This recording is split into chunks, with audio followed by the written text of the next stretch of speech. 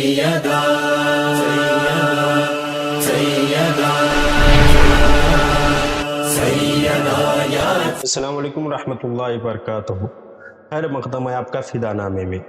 آج ہم اس ویڈیو میں چند ان صحابیت کا ذکر خیر کر رہے ہیں جنہیں یار غار رسول حضرت ابوبکر صدیق نے خرید کر آزاد کر دیا۔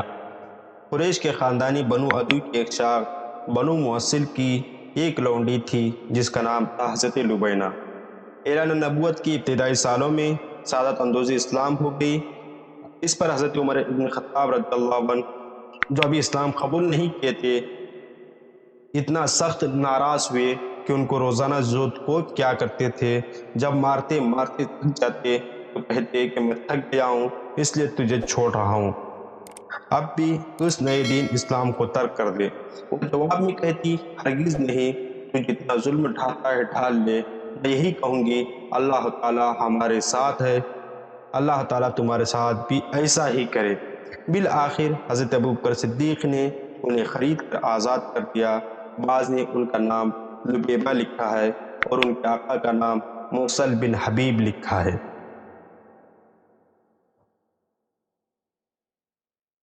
قریش کے خاندان بنو زہرہ کی ایک لونڈی تھی جن کا نام تھا ام عبیس۔ دعوت حق پر لبیک کہنے والے ابتدائی مسلمانوں میں سے تھی۔ حق پرستی کے جرم میں مکہ کا مشہور مشرک رئیس اسود بن عبد یغوث ان پر بے پناہ ظلم کرتا تھا، لیکن وہ کسی صورت اسلام سے منحرف نہ ہوئی تھی۔ حضرت ابوبکر صدیق رضی اللہ عنہ نے انہیں خرید کر آزاد کر دیا۔ حضرت حمامہ حضرت سیدنا بلال حبشی کی والدہ ماجدہ تھی۔ حافظ ابن عبد البر نے استیعاب میں لکھا ہے وہ بھی بیٹی کی طرح دعوت حق کے اوائل میں مشرف با اسلام ہو گئی تھی۔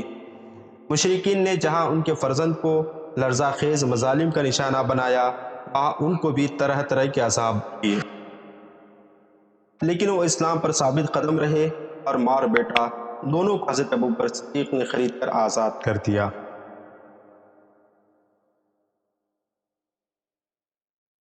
حضرت نہدیہ اور ان کی بیٹی یہ دونوں سعادت مند خواتین بنو عبدالدار کی ایک عورت کی لونڈیاں تھیں۔ اعلان نبوت کے ابتدائی زمانے میں شرف اسلام سے بہرامر ہو گئی اور اس پر ان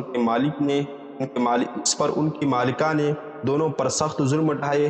بالآخر حضرت ابوبکر صدیق رضی اللہ عنہ نے انہیں بھی خرید کر آزاد کر دیا۔ آپ سے درخواست ہے کہ آپ ہماری اس ویڈیو کو لائک اور شیئر کریں، اور اگر آپ یہ ویڈیو فیس بک پر دیکھ رہے ہیں تو فدا نامہ فیس بک پیج کو ضرور فالو کریں۔ السلام علیکم۔